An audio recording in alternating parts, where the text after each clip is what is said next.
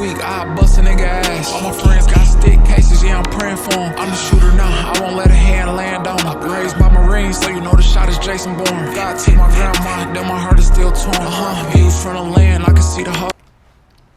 Views from the land, take one. Hey, welcome back to Views from the Land. I'm your host, Big Sleeve. I'm here today with a special guest. A special one for me, for sure, man. He's an actor, director, executive producer, man, entrepreneur, businessman. One of the faces you're gonna consistently see on Tubi if you turn it on. Yes, I promise you. He's helping redefine independent black film, man. Building his brand without even waiting on Hollywood. I'm here today with Kamal F, Yes, y'all. sir, yes, sir. Thank What up, you what up, for what up, pulling what? up to the land, man. Absolutely, man. Yeah, man. So, appreciate you pulling up. We in the D, as you can see, right? Always. Right? So, before the cameras, before the film, who is Kamal as a kid growing up in the D? Oh, God, as a kid growing up on the east side? East side of the D, Yeah, okay. yeah, man. Yeah, East Warren, man. Ooh. You know, as a kid, man, I was just, I promise you, I've been the same person all my life. Just obviously not creatively, but silly, fun, always out in the streets. You know, never in the bad crowds. You know, mom wasn't playing that, but Yeah. you know what I mean. That's good. Yeah, I mean, I think as a kid, man, I got in the creative space probably around 12, I think. You know what I mean? I started, you know, my dream was to be, you know, the next big, I guess at that time was Usher. Yeah. You know, I was saying Michael Jackson, but Michael Jackson not this thing is a kid, all around the house. But you know, by the time I got in high school, college, you know, Usher was really popping then, and you know, that was my dream, man. So yeah, I mean, it probably about 12 years old when I started getting in that creative headspace. In that creative headspace. Yeah, So, yeah. like you said before, you got into film and getting behind the camera and stuff like that. Music was your first dream. Yeah. So, how far did you get into music before you said, all right, this is not it for me? Yeah. So my last bit was 2004 American Idol, bro. I was. Whoa. Yeah. That That was still She Paula. Bang? She Bang? Yeah, Was he on yeah. that? I think, All four, or was that? it was either 3 or 4. Yeah, Yeah, I want to say Ruben? it might have been 4. Damn, I Who can't remember. won it? I But- think. No, 2004. Who won it? Was it? It was either Ruben or what's her name? With the voice. Fantasia. Yeah. But it was down at Cleveland. It was at the Cleveland Browns Stadium, and yeah, man. I mean, I've literally, you know, I had a group from high school and college. So this is like, you know, 2004. I was like 3 years after college. I think I was like 24, 25 around there. That was it, man. What people don't realize is American Idol, there's rounds to it, right? Exactly. So, you know, you don't get to see, well, back then, so it was Simon, Paula, and Randy. Randy. Yeah. So, you know, first round, I made it, and I'm like, oh, this is about to be it. And then the second round, it was like, thank you. So the rounds, it's 1 or 2 rounds in state before they say Hollywood. Because Yeah, you so get the ticket to Hollywood. it's 3 rounds before you actually see Paula, Simon, or whoever the people are. Okay. So I made it to round 2. You know, here's the thing. I remember very, very, like it was yesterday, the producer of the show was like, yo, look to your left and look to the right. It's like, all right, because half of y'all are not going to see that person, you know, after this. And That's a fact. Yeah, I was like, dang. But then they also said, this is not for, this is a television show, right? And it's like, you know, basically just trying to make sure our experience weren't just crushed, right? But basically saying it's not all about just the talent, you know, it's about ratings. About the ratings, Right, 100%. so you wonder how the hell he bangs, you know what I'm saying? Yeah. Well, I mean, imagine what the ratings were for that. You know Come what I on, mean? man. So that went platinum, I think, or something like that crazy. Where it gold. and I'm sure that probably was one of the biggest seasons you know, ever. So, I came back home. I was kind of in a funk, and I was just tired of pursuing. You know, when you pursue something for so long, man. And I know, you know, I don't want to be a hypocrite because, you know, on my motivational post or I'm just talking to people, I would say, yo, just stay with it, just stay with it, just stay with it. You know what I mean?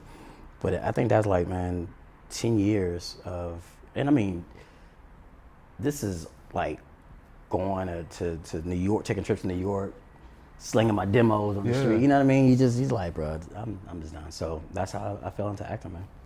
Yeah. So by you saying like, keep going, right? Yeah. But you kind of gave up on the singing, right? Would you say music was never your true calling?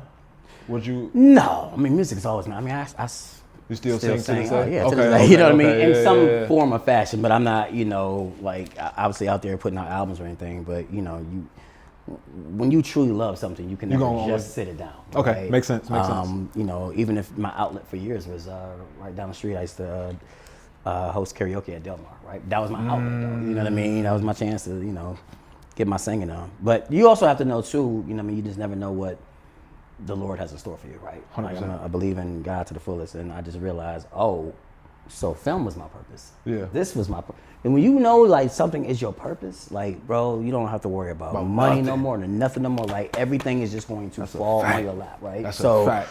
When that happened, it was just like, and that didn't even really happen, to be honest with you, to 2019, because I was still working.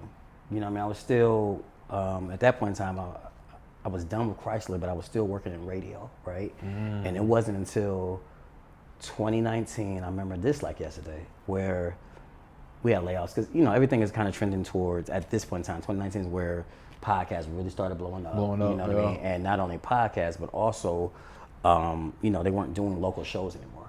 Everything is syndicated. Yeah. You know what I mean? So, at that time, I was on a morning show with Big Greg and Comic J. Will. Okay, my God. And I think there's like two rounds of layoffs or whatever. But the thing was, they asked me, did I want to come back? Because they still needed a producer for the morning show. And I was like, nah, I'm cool. And I promise you, bro, I felt like that was the moment. It was like, man, I've been waiting for you to just trust me. Yeah. And I just took off. Just took off, bro. That's hard. Yeah, That's hard. I like that right there. Yeah. That's crazy. So I want to go back just a little bit more go ahead. because we're in a city where you can get pulled into some bullshit very fast, right? Yeah. But you said you was raised by a good woman who stirred you the right way, right? Yeah. To be clear, I was raised by my mom and pops. Right. Okay, I was gonna ask you that too. Right. Yeah. But she's not with you 24/7, right? Correct. So when you walk outside, how close were you from veering off, if it was anything, right? Yeah, it wasn't really any. I mean, so here's the thing. We live deep East Side, but like I went to Bates Academy. You know what Bates? I mean? Okay, yeah. We live deep East Side, but I went to Cass Tech. You know what I mean? Okay, So I was never okay. like in. You always the got wrong put in good crowd. situations. Yeah, you know what I mean? Now, here's the thing. This is one thing I love that, my mom and my pops did allow, like, they didn't like shield us from the world though. Me and my brother. You know what I mean? We're still literally, hooping right next door to, some of some people consider the rougher area. You know what I mean? Yeah. But it's like, the whole point is like be able to blend in. I can walk in any room. You know what I mean? I can walk in to an executive suite, you know what I mean? Or I can walk in in the trap house. No, that's a I'm fact. cool. You know what I mean? I'm not going to lose my identity of who I am, but I'm exactly. also, I can blend, you know what I mean? Like, Chameleon. Yeah, chameleon, Yeah. bro. Like, it's all love, man. That's know how what I you mean? got to be, though. And to be truthful, I enjoy those moments. You know what I mean? It's not just because, like, of the surroundings that I'm in, but it's because, like, I can go in those rooms and people can draw inspiration off me. You know what I mean? And that's, I think, like, hey, you can just sitting with us? Yeah, bro. Like, I'm human. I'm a man just like you. It's cool. I don't want that. What y'all doing? But I'm not judging. I'm not judging. Yeah, do your thing, I'm not bro. judging. But I'm also, a symbol, if you can, of saying, if you want to change, you can, bro. I was literally here at one time. You know what I mean? It's up to you. Yeah. While you saying that, do you think that life is situational? Like you put yourself in situations that you in? Yeah, I mean, because at the end of the day, the older you get, man, you realize, all right, I probably don't need to be here. There you go. You know what I'm saying? Like, I don't think I should pull up to this gas station at this time. At this time of night, yeah. You know what I mean? Like, literally, you think about stuff like that. You know what I mean? 100%. It's just, I don't. And not even as far as like let's say the gas stations, right? But even as far as like for me, you know, I literally just turned 47 a couple of weeks ago, and it's like, yeah, I don't need to be in the clubs no more. You know what I'm saying? Like, there's nothing there that's going to help push me forward. You know what I mean? That life has been lived, and especially with radio, you know what I mean? I used to stay in the clubs because I was hosting. You know what I mean? It's like, yeah, I don't need to be there. But then on top of that, it's like, I don't need to be here because there's nothing that's going to push me forward, but I also probably don't need to be here because something's probably going to pop off in here. What do I need to be here for? You know what I mean? Like, no, I'm cool. You know what I mean? That's a fact. So yeah, I definitely think, you know, you choose your path. You know what I mean? I think right now in the world of social media, it's easy to get drawn into what everybody else is doing, and I've just never been that person. Like I've literally never, even as a kid, I have to follow and do what the trends say do. You know what I mean? I just do me. Do you? You know what I mean? Yeah. 100%. Yeah. You mentioned you don't go to the clubs, right? No. But would you say like certain pop outs is necessary, right? Should you be accessible when the time is needed? So at this given moment, as I'm getting interviewed on this day right now, no, right? I feel like right now I'm in my Leo DiCaprio phase, right? Like you don't see them out anywhere. You know what I mean? I'm in my Johnny Depp phase. You don't ever see them at these. I feel like I've earned the right to do that. So there was a phase where it wasn't necessarily to pop out. It wasn't necessary for me to you know, not necessarily for people to see me, but also for people to show people that I'm supporting. Right? But like, not everybody knows I got you. You know what I mean? So you may not see me as out at as many premieres as I used to, or industry gatherings as I used to, because it's like, I'm cool. I'm in a place where I like being, you know, laid back and ducked off. You know what I mean? So then when I do pop out, it's like, shit. It's that type of vibe. Like, yo. You heard the DJ say, "Come on, baby." Or you just know that it's really, you know, for whatever that event is, like it's really necessary for me. You know what I mean? Because I do get those, you know, hey man, come through for your boy. All right, I got you. You know what I mean? But for the most part, man, I'm such in my creative space right now, bro, and I can't. I put it to you like this. Speaking of my boy, Big Greg, he just, I don't know if today Nip died? Today Nip died? I don't know. He was doing a tribute to Nipsey, fact check that. I don't know, so let me not, but to be clear. But he was doing he made a post today, and he was giving a tribute to Nipsey.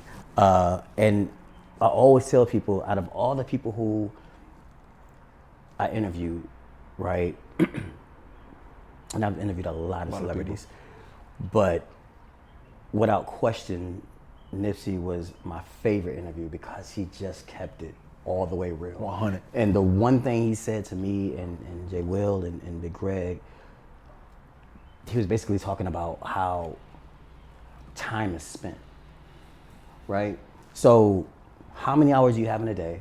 20. Right? I want to hear this. Yeah, it's like, you know, how many hours you have in a day? How much of that are you sleep? So let's start there, right? Or it's 8 of them is already gone, you know, if you get 8 hours of sleep. Right. And it's like, so to push for your dreams, in so many words, I'm paraphrasing it, but that takes work and energy, right? So if I'm spending 4 hours a day on social media, that's 4 hours I could have been doing something productive, right? Anything productive. So for me, that's 4 hours I could have been writing a script. You know how many pages I can get done in 4 hours? Yeah. Like a lot, you know what I mean? Yeah. Or 4 hours, just whatever. I can go on and whatever, on. Whatever it is, right? So don't even take away, again, we're not talking about just film industry. If you productive. Yeah, you want to own your own car shop one day. Lawn service. You know what I mean? Whatever it may be, but like spend your time wisely. So that is what I really just try to do, because you know, I always have a fear, and I always try to tell people about, you can live your dreams and still be complacent. You know that, right? Like right now, I am living my dreams. Like I wake up to me. Yeah. And being my own boss, and I go make movies, and you know, I'm respected and valued in the streets and this, that, and the other. But that's not all I want. Yeah. I want more for me. Yeah. You know what I mean? I have bigger dreams. You know what I mean? So I still have work to do, a lot of work to do. You know what I mean? And so I try to just make sure, you know, and it's a commitment, it's a sacrifice, but bro, if I didn't do that then, I wouldn't be where I'm at now. So in order to get there, I got to do this now to get there. You know what I'm saying? Yeah. So that's just kind of how I'm at it with it. 100%. Yeah. And you can get lost in your process, in your craft, right? Yeah. But let me ask you this: do you celebrate small wins? Absolutely. And There we go. Absolutely. Yeah. Look, I'm such a look. I don't even want to talk about who I'm talking to, but I tell people that all the time. Like, dude, every script I finish, and the celebration ain't got to be a trip humongous, to, man. It could just be something small, but you know, because for so long I didn't do that, right? For so long it was like, you know, as creators, we're such progressive people, and we're always thinking about the next. I'm not doing that no more. You know what I mean? I'll wrap a movie and then it's like, all right, well, I gotta, no, man, sit down for a second. Yeah. Go to the cigar bar, bro, and just, you know what I mean, have a moment for yourself. Yeah. So I absolutely celebrate every win, for sure. Yeah, that's fire, For bro. sure. Because I know it'd be hard for me to, people be like, man, you're doing a good job with the podcast. It'd be hard for me to accept compliments because I'm so lost in my craft right now, and I don't see it, right? Because I'm so focused. I got tunnel vision, so I'd be like, you got the horse blinders on. Yeah, it'd be awkward when I get a compliment. Yeah, so yeah. Thanks. Yeah. Nah, I get that, but I will say you know, and you and I, we know you got to work and get better for that, because we worked so hard. Not for that, but that's what's included in it, right? And so you want to make sure that the people who are giving these compliments, that we make sure that they know, hey, I received that. Thank you. You know what I mean? And not just get lost in. 100%. Let me ask you this: what would you consider a pivotal moment in your life that changed you today?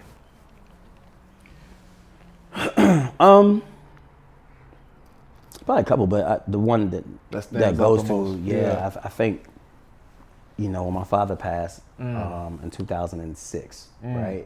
So you got to imagine my first play. So the first time I got an acting gig, that was in 2005, right? Okay. And he was able to make that performance. So he got to see me perform one time before, and actually, in 2006, when he passed, it was like 2 weeks before curtains were gonna go up, before I made my directorial debut. Wow. So he didn't get to see that. And I remember like the cast all thought that, or the producers thought like, I'm not gonna be able to do it, but I'm like, my father wouldn't have it any other way. You finish what you start. You know, that's something he always, you know, instilled in me. So from there, I was just kind of doing things. Now, not necessarily saying for him in a way, but, you know, that was a 4-year span, I would say from 2006 to 2010. I mean, because it was 2007 when I actually started my own company. And why it was pivotal was just because I realized, man, like, I mean, I think my father was 57 when he passed, if I'm not mistaken. Wow. So, man, that's still relatively young, right? And so for me, it was just seeing that, man, like, that was my first dose of tomorrow is not promised. Like, I know we say it and it's so cliche-ish, but it's like, nah. And what's funny is at that moment, I was getting ready to actually move to California like everybody did back in the day, right? And my brother at the time, my blood brother, he came to me, well, he actually called me because he was living in Texas at the time. And he was like, man, I mean, you can go to Hollywood, or we can make Hollywood come to you. You know what I mean? And so that was a decision that I made to stay here. And now, so this is what I'm telling you about, like, man, just stay with it. Because that was 2006, bro. So 20 years later, now you see all of this is happening and how much we're doing. That's what it takes. Man, yeah. 100%. So it was funny because, like, you know, last year, at this award show, Detroit Film Awards, I was the first person to receive the Lifetime Achievement Award. And I remember saying, like, I feel like I'm just getting started. Like, that was my ending speech. Like, this award means everything to me, but I really feel like I'm just getting started. But it's been a 20-year journey, right? So, like, you know, like, everything you work so hard for is just now like, you know, coming alive for me and my company, Kamal Smith Films, and everything is like now just starting to really, you know, like build. You know what I mean? So I just imagine if I didn't stick with it. Now the difference between film, or even I should say acting, because I have to include theater as well, but it was a steady progression up. You know what I mean? There was no dip offs. You know what I mean? I know back then the objective, was for me to be, you know, a Hollywood star, right? That's what everybody wanted to be back then. I want to be rich and famous, this, that, and the other. So you could look at it like that dream never happened. But now that as I'm older and I understand, and I'm doing everything I wanted to do. Yeah, in right? your way. In my way. Yeah. No executives to tell me no or whatever. You know what I mean? It doesn't mean I'm not still shooting for that. That's what I was gonna ask you. You know what I mean? Yeah, I mean, I would love to be, and you know, some of these series that I see on network TV is like, good God, I'd love to be in that series. You know what I mean? Or write for that series, or direct that series. You know what I mean? So, but that's the point where I'm saying about like, yo, I have bigger dreams, right? Now I love the platform that I'm on, man. God, Tubi has done so much. So much for you. What? It literally has changed my life, but that's not the end game. You know what I mean? I want to do so much more than just be on that platform. And that's the part where I'm saying, you know, you can get complacent even in living your dreams. Living your dreams. Yeah, because like, you know, damn, that's crazy, if you let the people say, man, and you out there and, oh man, can we take a picture with you and this, that, and the other, and you let that feed you, it's like, oh man, I'm good. I'm good. They know me already. Yeah, they know me. I got nice, you know, little whatever in the bank. I'm cool. No, man. Nah, I can't deal with that, bro. I got bigger dreams, bro. That's a fact, bro. Yeah. You saying that, right? You saying you not being complacent, right? Mm-hmm. But would you say your motivation changes, like, I would say quarterly for me, right? Because I kind of change. Yeah, I kind of change my motivation just to, because I don't want it, because you can kind of get stagnant when you working, right? Because you be like, all right, I reached the goal, it's over with, right? But I kind of changed my goals with these 3 months. Mm-hmm. Do you tend to change your goals time frame wise? So for me, so you can freshen it up? Yeah, kind of. For me, I'm always forward thinking, right? Yeah. So like my goal for this year is to make sure that my goal, the big goal that I want to achieve next year, happens. Yeah. So I'm not necessarily changing anything up from what I'm trying to do this year, but I have next year's goal on the brain. On the brain, right? Yeah. So there's a big project, I just put it that way, that I'm trying to do the summer of 2027. In order to do that, this is what needs to be done. Yeah. You know what I mean? So it's kind of like that whole notion of where do you see yourself 5 years from now? Right? I really lived that life. Yeah. You know what I mean? Where do I want to be? Like I said, I turned 47. Where do I want to be when I'm 50? You know what I mean? Now, how do I get there? Right? And so that's why I work so hard to not stay stagnant and to continue to push the agenda. Yeah. And then there's, you know, small goals within my big ones, right? Yeah. So it's like, you know what I mean? I want to make sure my team is good. You know what I mean? Yeah. And that's just old Jay-Z Rockefeller thinking, right? Dame Dash. Like if only one person is eating, well, what's the point? Yeah, you know what I mean? I don't want now that. You got to feed everybody still. Yeah, I want them to be bosses too. Yes, absolutely. I want you to walk in that room without me. Correct. You feel me? And getting whatever car you want to get in and all that. So like these are the bigger dreams. I mean, these are also the small dreams that I want to start accomplishing, you know, within. You know, so I wouldn't say I change quarterly, but I what I do quarterly is make sure I do a report card on myself every That's quarter. a fact. Same. I even post that. Yeah. You know what I mean? Like, hey, okay. Actually, it's about to be now. Like, first quarter's over. What do you give yourself as far as your dreams? Like, what did you accomplish? Every single thing you want to do in the first 3 months of the year. Yeah. You know what I mean? Like, the year, you know, the year passes by like that. Right? 100%. You know what I mean? So, yeah, I definitely want to grade myself. And my thing that I always tell people, I feel the same. I'm gonna be honest with myself. Yeah, gotta be honest with yourself. Yeah. Be honest with yourself. So what I do, of course, everybody got 10-year goals, 20-year goals, right? Yeah. But I never look at it like that because I don't never want to be like, damn, I didn't reach that. I don't think about it. Yeah. But I mean, it's in the back of my head, but I don't think about it, right? Yeah. So that's why I break it down Quarterly, right?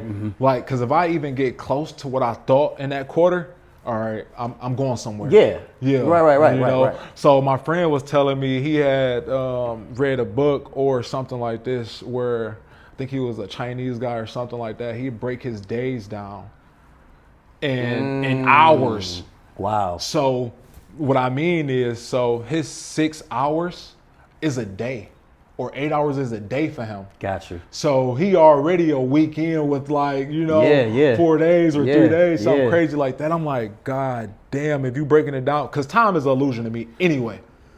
But this is why you have to set deadlines for yourself. Deadlines for yourself, yeah, 100%. I've always been a big component of that. Like, if you don't set deadlines, man, like, even like when I write scripts, right? I'm like, yo, I got till whatever, let's just say start of April. So I got April 20th to finish the script. I'm giving myself 20 days, right? Shit. And if I don't finish it right there, at least I know I'm on target, right? So if you miss a deadline, at least you know, okay, I'm close. Like, yeah. So like, let's just say 70. Usually it's like about 75 pages or something like that. Well, if I'm at 60 by April 20th, okay, at least I'm right there. Versus no deadline, you just now you're gonna drag it out. For it's made. Yeah, you ain't nah. So I think that's the missing, recipe that people don't understand about the sacrifice, right? And like the commitment to yourself that you have to have. Because everything I hear in this world is going to tell you differently. Everything's going to say, come on, hey, come to this party. I can't, man. That's why you got the little devil on your shoulder. The angel, yeah, exactly. Man, come on, bro. Just want. I really can't. I can't, bro. I don't know what to tell you. Yeah. I can't. I can't. You know what I mean? And that discipline is what. I think that's the only difference between becoming average to good and good to great. It's just discipline, bro. If you want to be average, then you're gonna look up. You know, my biggest fear is that I'm in the same position that I was last year. I do that every. I don't want to be the same man in any capacity that I was in 2020. Right? Career, personally, I want growth, health, everything. Right? So if you're the same person every year, then what did you accomplish? What did you accomplish, man? And life is short. This is gonna get old real quick, man. All the partying and all that, and then that's gonna get old. Or just sitting on the block. Yeah, it's all. That's gonna get old real quick, and you're gonna look up and be like, man, what did I do? What did I do with my life? Yeah. When did you learn to be selfish? Probably last year. That's crazy. Me too. 2025. Me too. And I think everybody that have like a sense of mind picked it up last year. Yeah. When I had these conversations, it felt like it was the middle of last year or sometime. People were like, all right, I'm done doing shit for everybody else. Man. It's only for me today. I have to and it's not in a malicious way though. No, you have to be selfish to accomplish your dreams, man. And selfish doesn't mean I just don't want to talk to you or something like that. Right? That's what I'm saying. Selfish just means I just, for me, I'm giving you an example. It was probably at least 4 to maybe 5 projects last year that I turned down that I just can't do. Like I can't do it. Now I want to, but I can't. I can't commit to that because I know I'm trying to do this. Especially I know it was last year because last year was my first series, Cover Up, right? And so like the discipline that I had to make sure that thing went the right way in all fronts, I remember was so thorough, bro.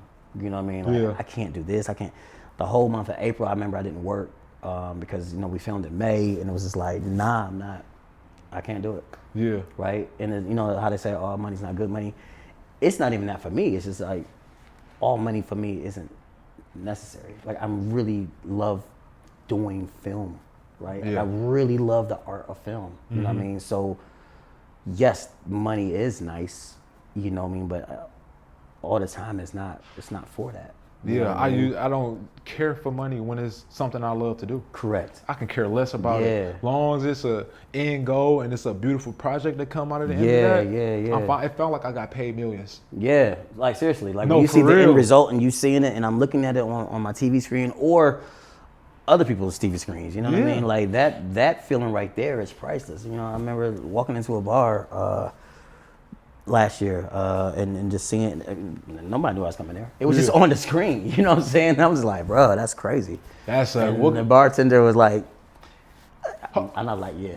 Yeah, I mean, it was cool. It was cool though. I mean, it was guys, so guys ain't going, you know what I mean? But it was just, it was cool, and you know, yeah, man, I really, that's priceless.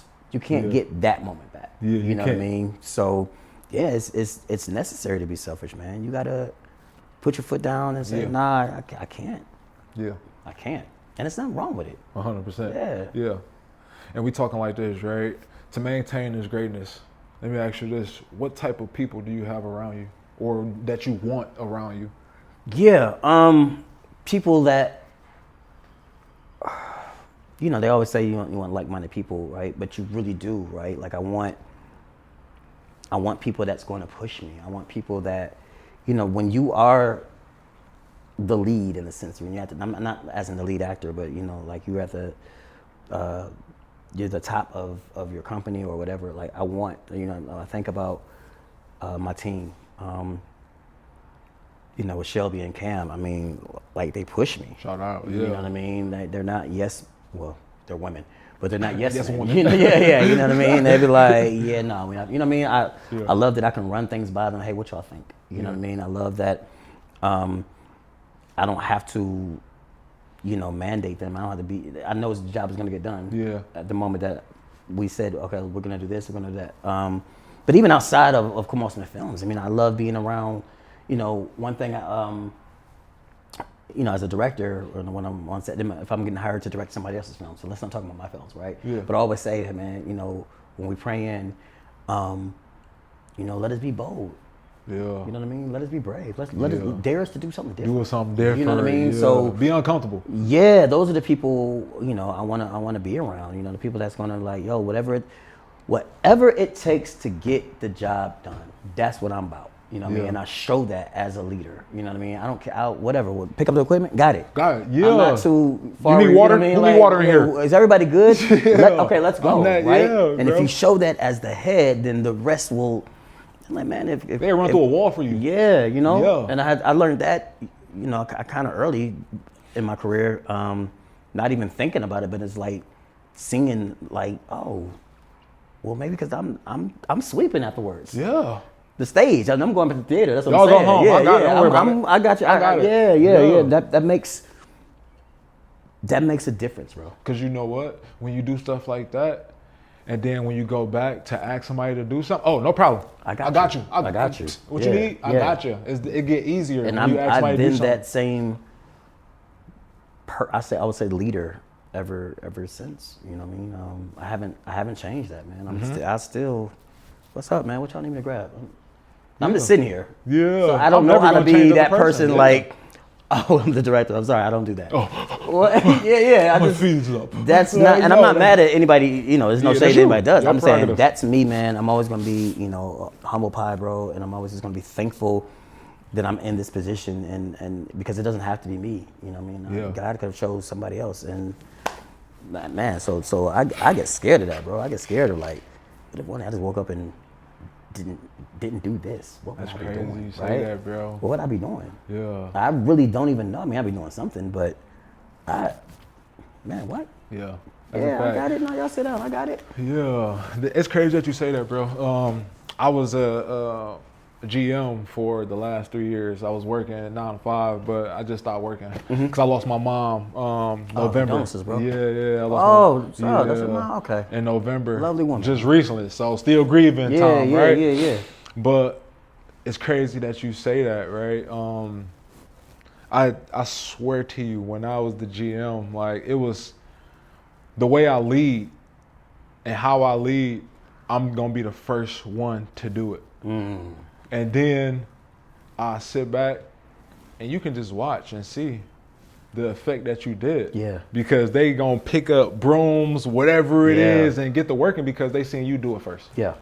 So I can definitely agree to that for sure. Yeah, man. Yeah.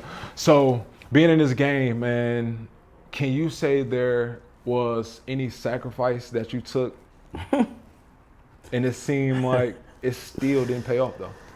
Oh,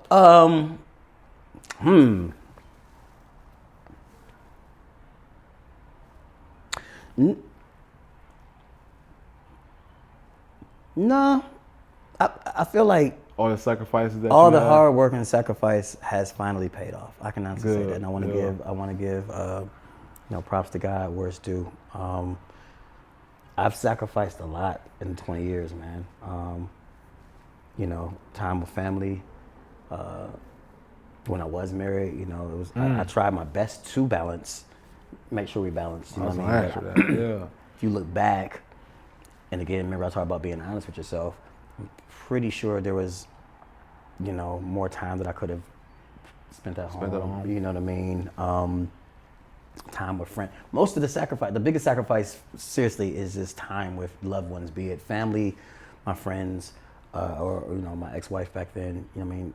It is a sacrifice. So when I say like, yo, I can't do it, or come on out, man, I can't do it. I mean, I can't even tell you, how much I've missed them. You know what I mean? Yeah. My nephew and niece, my niece is about to graduate next year from Harvard. You know what I mean? Sheesh. Yeah, man. Congrats. Yeah, thanks, man. Wow. My nephew, he's working in San Francisco, right? And at Google, right? So they're both doing extremely well for themselves. But I feel like, man, now there's some things that's just, mandatory. Like I didn't miss my nephew's graduation. I'm not going to miss my niece's graduation. Right. From high school, whatever. But, not having any kids, they were like my kids, right? Yeah. So, there's probably moments where I would have wished I was able to spend more time with them. You know what I mean? But this is just the journey, right? No matter if it's me saying this, I can name so many people in the industry, but it goes all the way up. Everybody, I look at interviews that Kevin Hart does, you know what I mean, and The sacrifice so on he and so had on. to take. Sacrifice, yeah, man. I mean, it's just or go to LeBron. Listen to LeBron say, Yeah. you know what I'm saying? The biggest one, Yeah, you know what I mean? He thanks Savannah all the time for holding the household down because, half the season he's on the road and yada, yada, yada, you know what I mean? So it's not just me, you know what I mean? But, even when I do my acting classes, I assure them,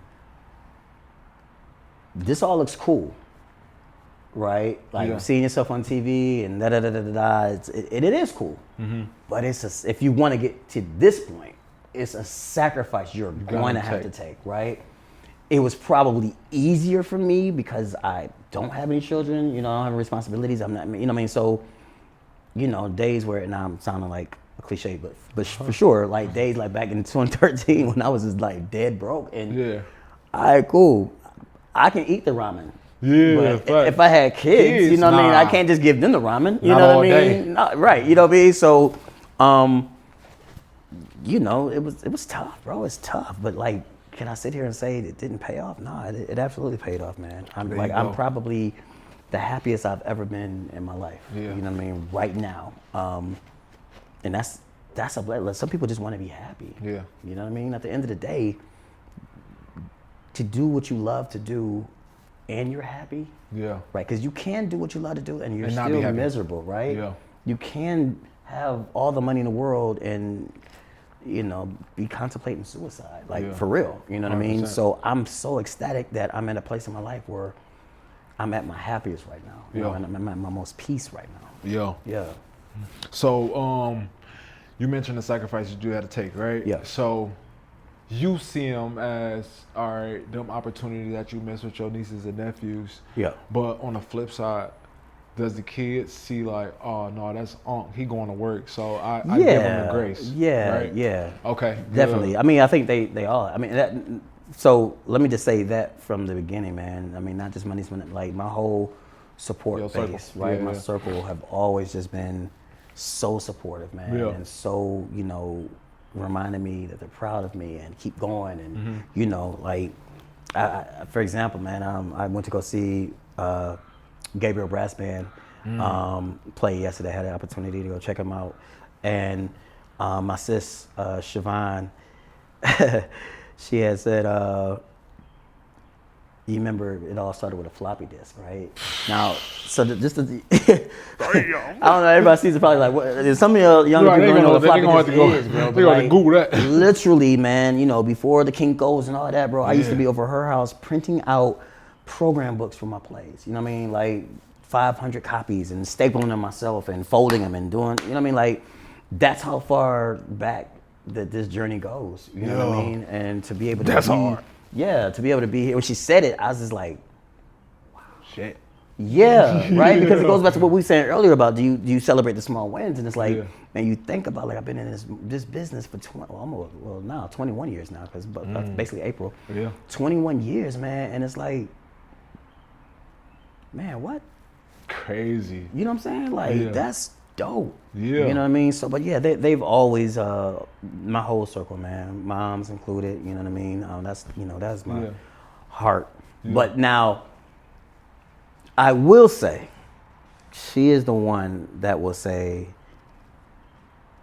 well, I didn't ask you because I know you'd be busy, and it breaks my heart every time. I would say, Mom, I don't care what I have going on. I probably can cancel this. Text me, whatever it may be. You know what I mean? Because everybody know the world stops for my mom, man. You know what I mean? But she was literally, I mean, I have a complete circle of support, but you know, she was the one, man. My mom was the one. I mean, even back then when I told you I was, you know, doing singing, I had a singing group. I mean, she down in our basement practicing, letting me be free to do what I wanted to, taking me to every performance. You know, never missing a performance. You know what I mean? That meant a lot to me. You know, and growing up, still to this day. I mean, she still comes on set. Oh yeah, that's fire. That's hey, fire. Kamal Smith, and she'll sit down and look at the monitor with me, man, and it's. You know, that's fire. I wouldn't. That's them moments you cannot. No, man, I can't take it for granted, man. It's actually funny because I was just filming in February. What movie was it? Oh, Going to Gym, and she came, and popped up on set, and for one moment, bro, I just kind of looked over, you know what I mean, and she's just looking at the monitor, just looking at it, and I'm just looking like, this is so dope, bro. Like, you know, she looking at it like, that is my son right there. Yeah, well, you know, she's looking at the scene. You know what I'm saying? And I'm sitting here, I'm directing it. I'm just sitting right next to her. She's looking at the two actors that were in the scene. Oh, okay. And she's just smiling. But so that's what I'm saying. I had the moment because I just looked over to her like, this is my mom's is still here. It's still, that's beautiful. Yeah, man, it's dope. Beautiful, it's dope, man. So definitely shout out to my mom, man. Love you, mom. That's beautiful. Yeah, man. And I did wanted to say earlier when you mentioned that, you know, you doing 20 years, right? And you in this stage right now. I feel like you just getting started because it takes that amount of time to be great. Yeah. Like to actually, to receive the fruits of your labor, right? You know, like, I mean, of course you can get a one-hit wonder with something. Of course you can do that. But to be great, 20 plus, 15 plus, to actually get started, all right? So I don't. You saying like it's over with Tubi? No, I think you just getting started. But you gotta remember back then there was no Tubi, right? This is 2005, right? So there was no Tubi. That's I mean, I guess Instagram wasn't out right then, was it? I think well, maybe Facebook. Facebook was. Okay, Facebook was. Okay, for cool. sure. So, because I was about to say, I know that wasn't MySpace, but whatever. Point is, it wasn't. Social media wasn't so influenced like it is now, 100%. right? You know what I mean? It's made so many people easier, I would say, right? For them to, you know, look at these influencers. They get paid, you know, a nice amount of money. Check. You know what I mean? To just get on there and you do skits or whatever they do. You know what I mean? You know, I don't know for sure. I can't say where I would have been had that been out there in 2005, but I'm happy it wasn't. Like, my journey is my journey, right? And your journey is your journey, you know. So the way that I've overcome the challenges and just, you know, been resilient to stick with this thing for 21 years, man.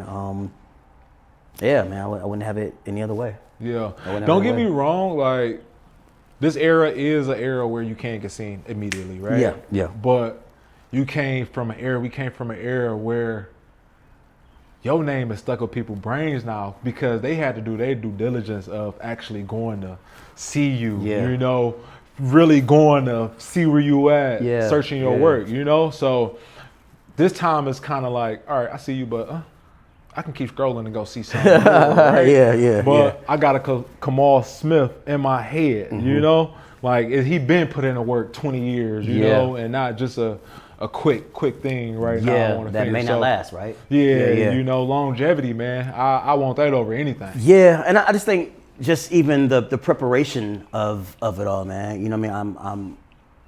I'm humbled that I was able to be at one point in time my own street team. You know, putting flyers on cars. You feel me? For them to come to the play. Yeah, you know what I mean? Like there's no greater feeling. Bro, it used to be my phone number on the flyers. Where you feel me? Like my and I would change my voice, bro, when people call for tickets. You know what I'm saying?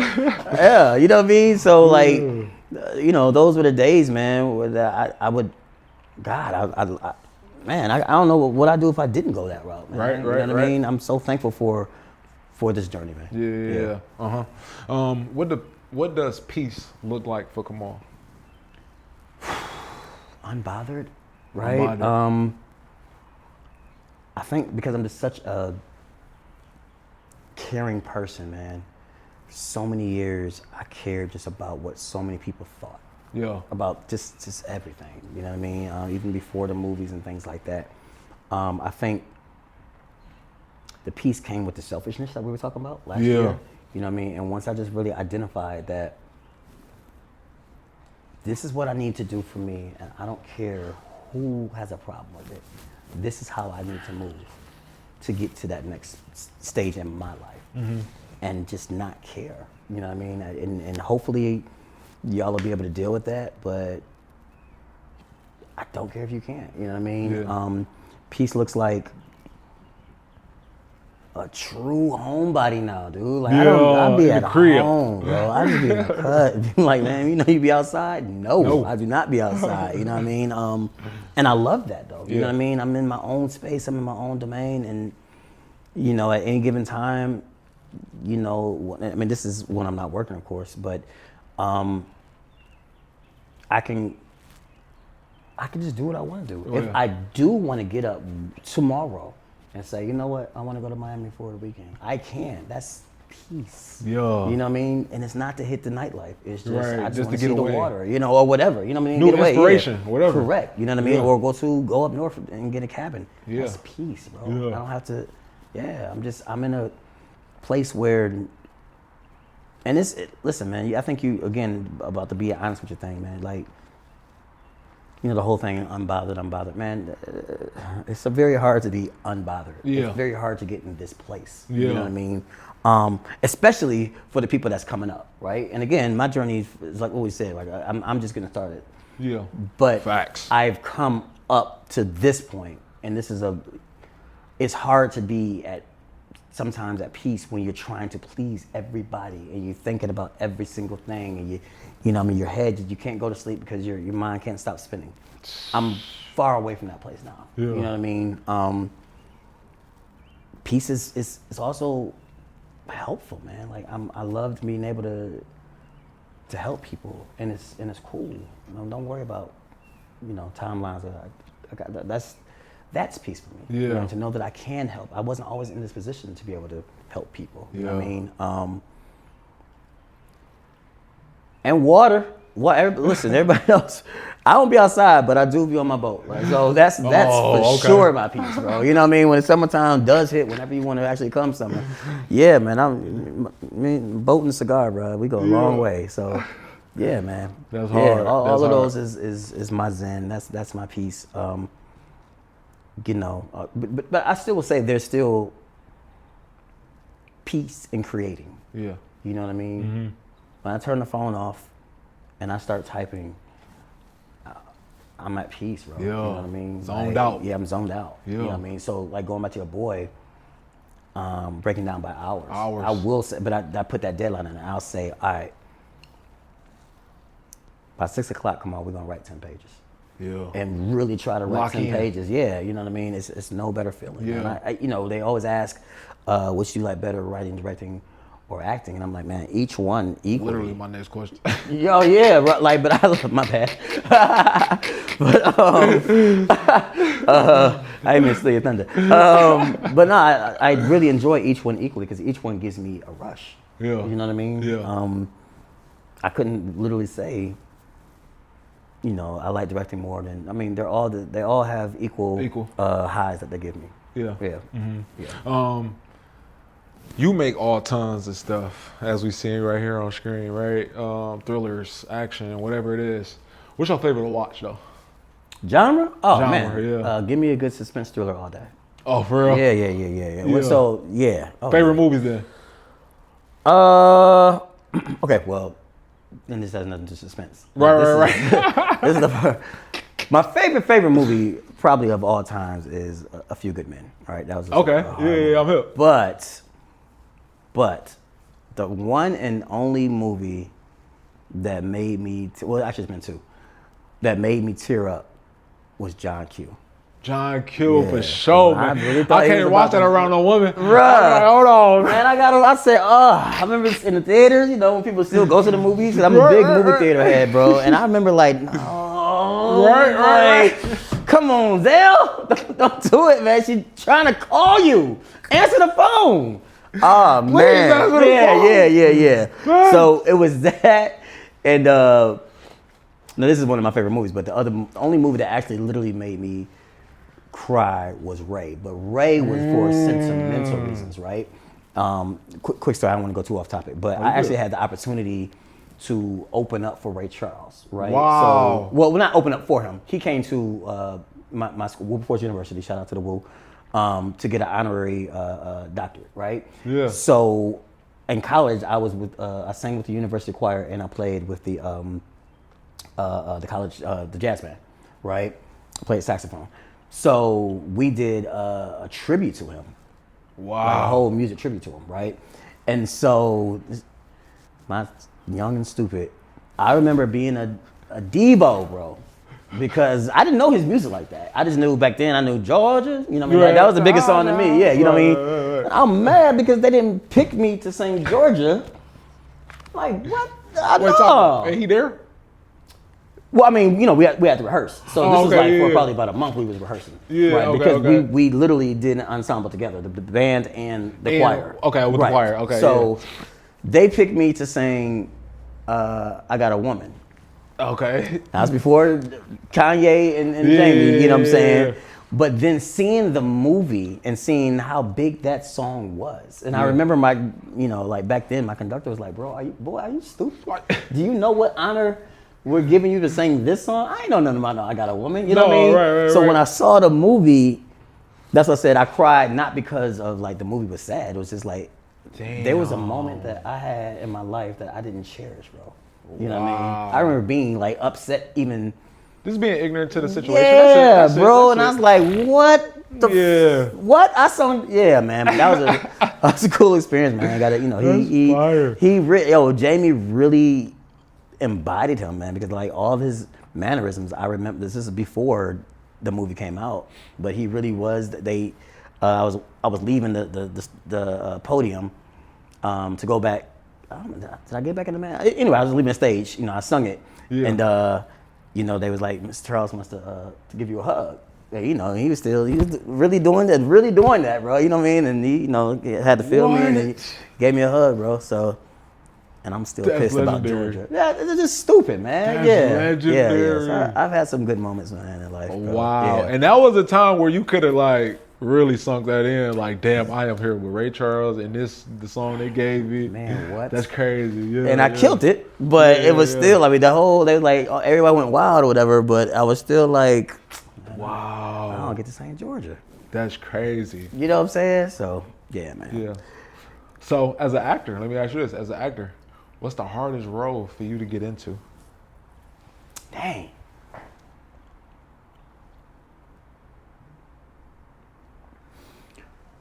Here's what I'll say.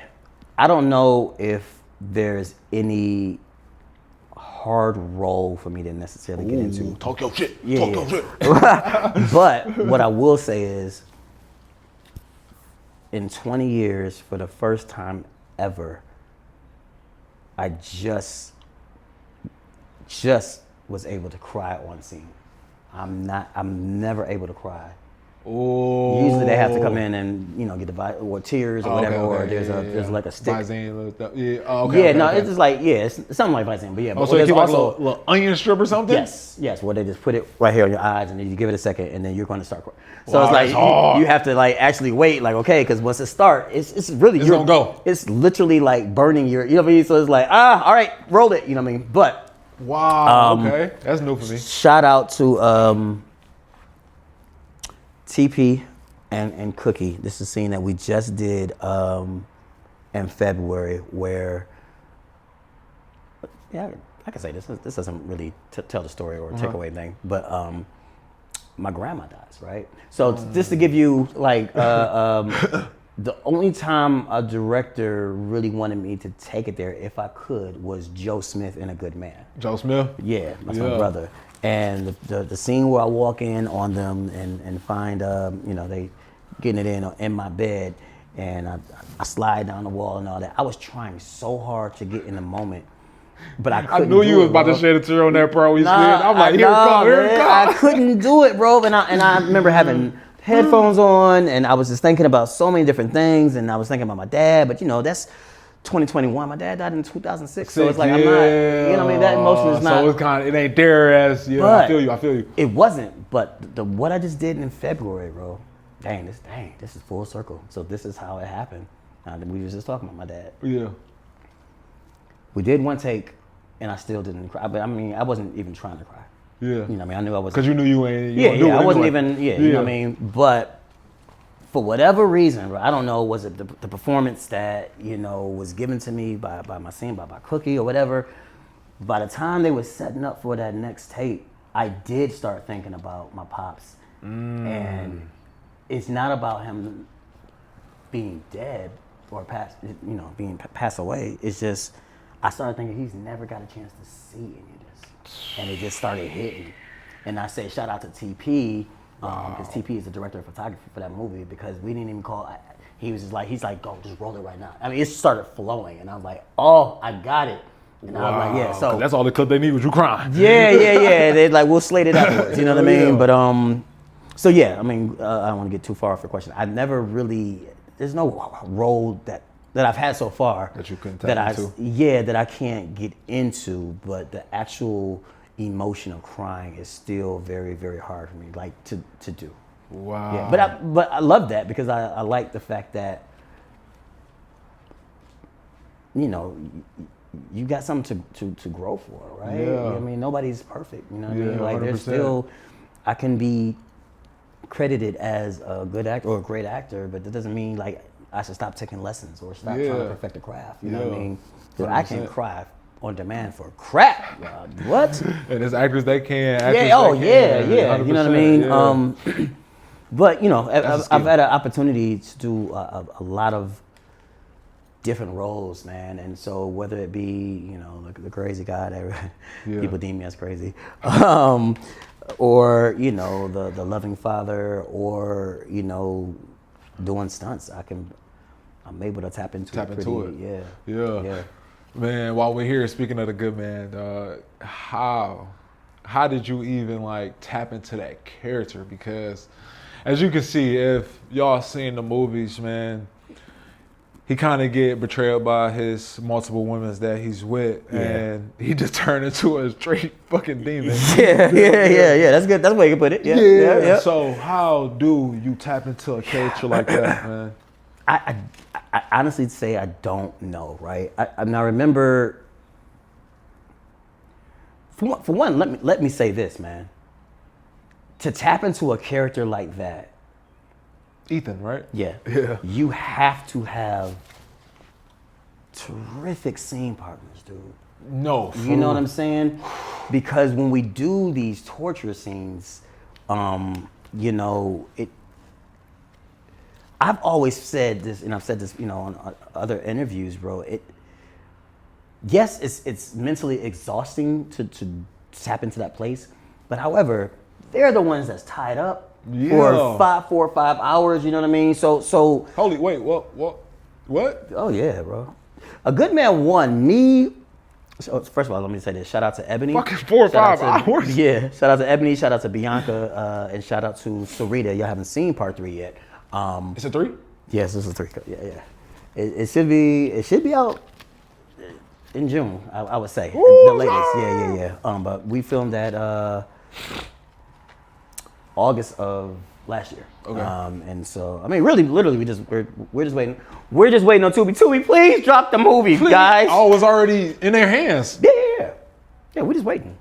Yeah. But what's up, Tubi? Yeah. So, shout out to also King West, my brother. You know, I'm trying to think of everybody that's in the torture scene. So yes. Shout out to the whole Let me go back to him. Yeah. They literally probably average. Oh, Kia and Roast Spit. Don't want to forget y'all too. I'm trying to think about everybody in the torture scenes. They average probably about 4 hours, maybe 5. And I'm saying average. So the scene I'm putting in my head is in the basement. Locked up. Yeah. 4 or 5 hours like this. Yeah.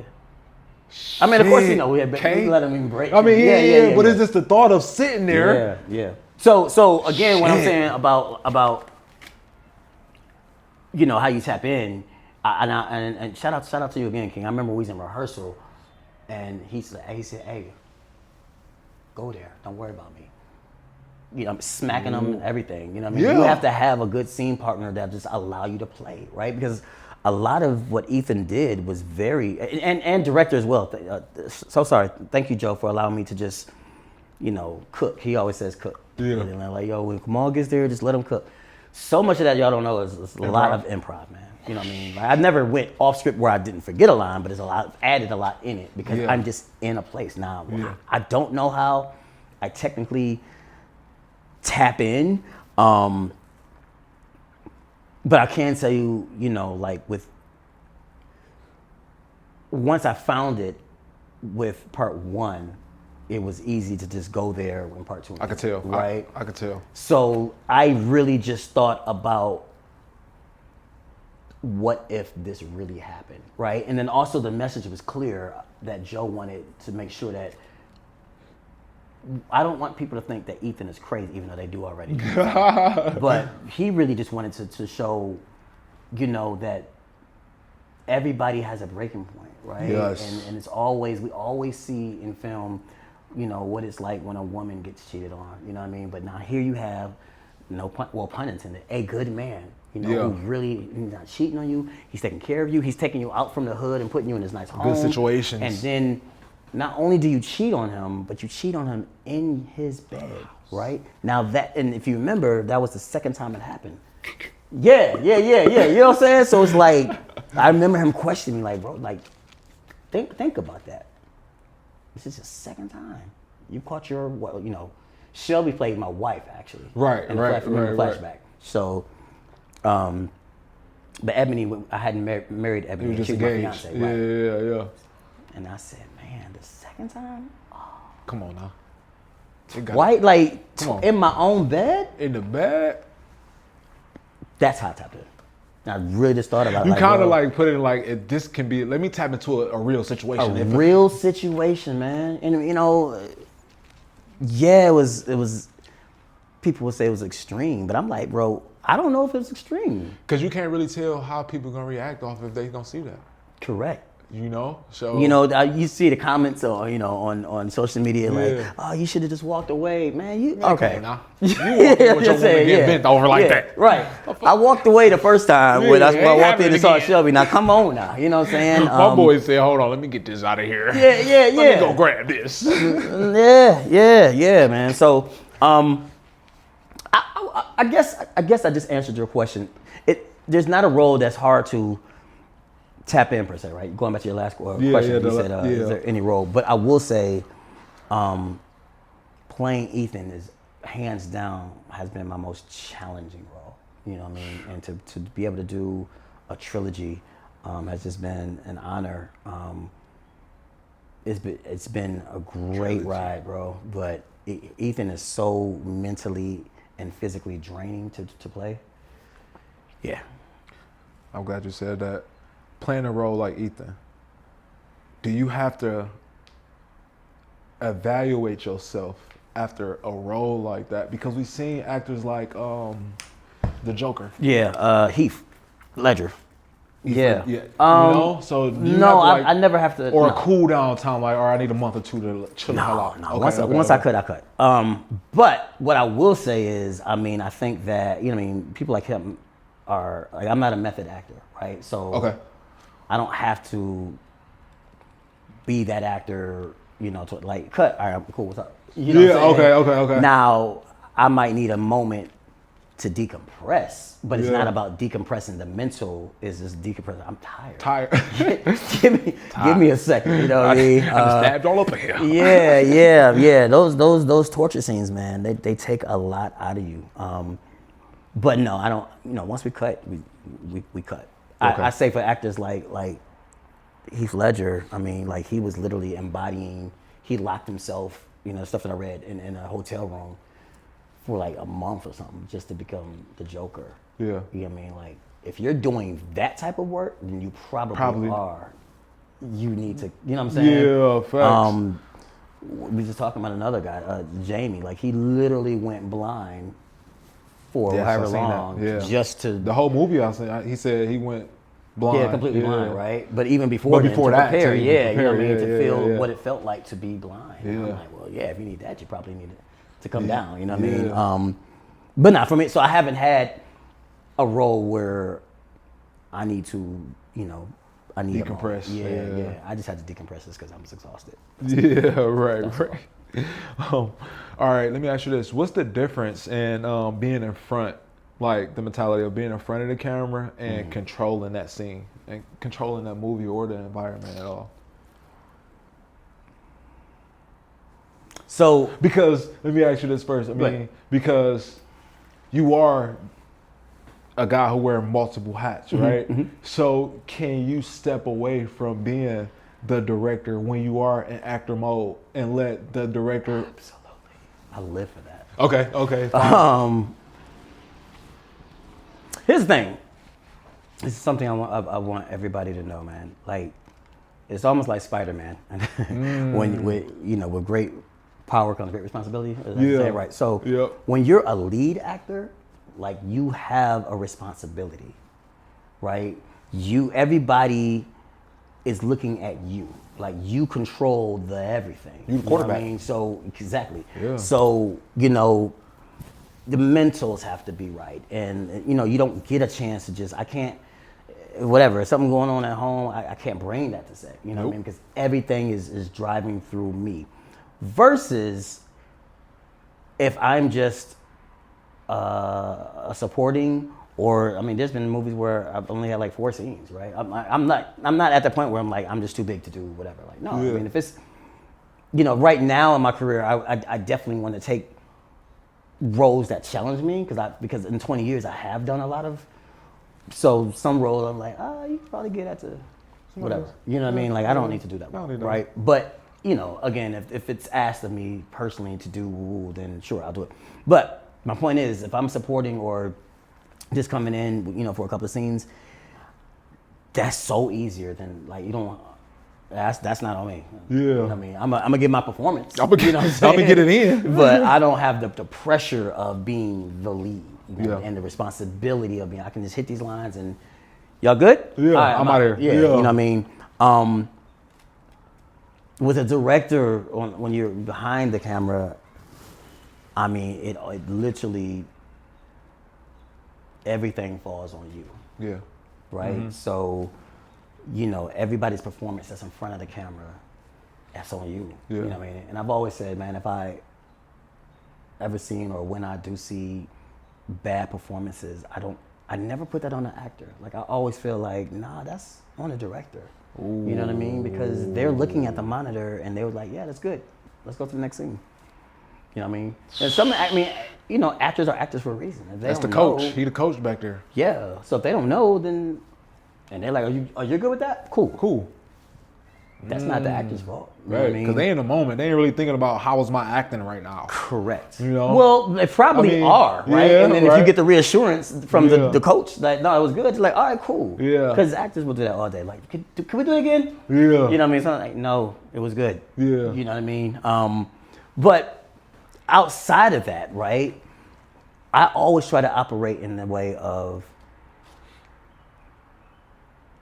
I don't have to know everything about every department, but I need to be able to sit at the table. With everybody. Everybody. Yep. I don't know how to do makeup, but I need to be able to sit at the makeup artist table and just say, hey, because I gotta know what's something wrong. Yes. Yeah. And hair, and wardrobe, and lighting. You know what I mean? 100%. So you don't have to necessarily, as a director, be the smartest person in the room, but you have to be smart enough to know to have the right team around you, right? 100%. So, I mean, that goes from, you know, it starts early, right? Like, as a director, you know, it's not about just behind the camera when you're calling action, bro. It is pre-production. You know, there's so much work that goes into pre-production.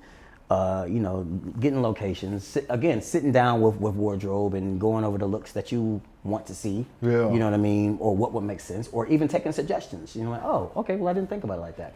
So it's just a lot. So when I'm on, this is why I said, can I just get directed? Yes, because a lot of times I'm doing both. Yeah. You know what I mean? And it's like, oh, okay. You know what I mean? And you know, I'm not spring chicken, bro. So you know, to be in 90% of the movie and directing, you know, it can be tough. So I'm always down to just, hey, I'm just, you know what I mean? But of course, there's so many sets where it's like,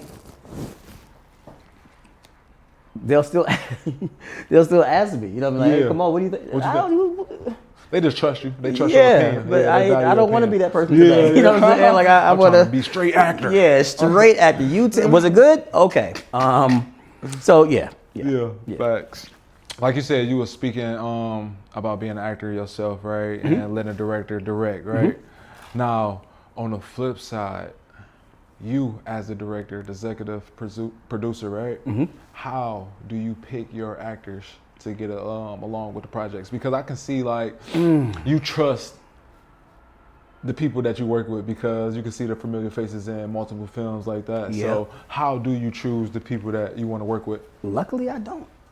Whoa. Cam and Shell pretty much handle it. Shell, okay, that's hard. They pretty much handle the casting. There are some cases that, like for instance, with Cover Up, where I wanted to do a series that, you know, didn't have your usual suspects. You know what I mean? There were only, I think, like 3 people I personally wanted, right, out the series, to be in the series, and the rest they kind of just, you know, what about? I'm like, oh yeah, he would be. Oh, what about? Oh yeah, he would. You know what I mean? Yeah. I think it was only one role we actually auditioned. I think it was 2 roles we actually auditioned for. Other than that, we just kind of you know, handpicked. But like I mean, even speaking about, you know, Cover Up as we're going to season 2, right? We just had auditions. Like I'm not even at the auditions because they just handle it. They run it. You know what I mean? And then they tell me who they feel, you know, best suits the role, and I'm like, well, if y'all good with it, I'm good with it. You know what I mean? 100%. That's the trust factor that we've built over the years. You know what I mean? Or like, you know, Shelby being co-director with me, right? Like this has been a journey since 2015 with Shelby. Like, she was on one of my plays, and then, you know, like you said, when we first started, like, your right hand, like, right. That's how she's been, and I've literally trained her up to, you know, be, you know, where she is now as a actress and producer and director herself. You know what I mean? And next, I'm gonna get you to start writing Shelby. We'll get to that. We'll get to that. Start writing Shelby. Yeah. So I mean, for the most part, like now, if you're speaking, you know, I don't know, maybe even 5 years ago when I was kind of more hands-on with the casting. Well, it is one thing that I try to do, but even with that, I make sure that, you know, that they're pretty much still handling that too.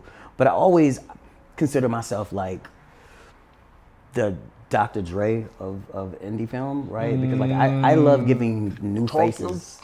Yeah, like you know what I mean. And it's nothing against us vets, because you know I'm a vet too, and I still love to work with them as well. But I usually get a chance to work with them on other people's projects anyway, right?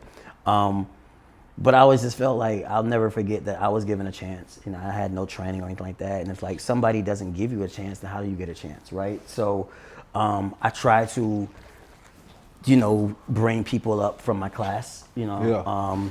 That's fire. Usually, at least within the last 3 years, whoever the standouts are in my class, they'll get something, you know what I mean? Yeah. Work their way up. Yeah, you know what I mean? I look back and I look at the Vita Michelle's, I look at the Rose Spitz, you know what I mean?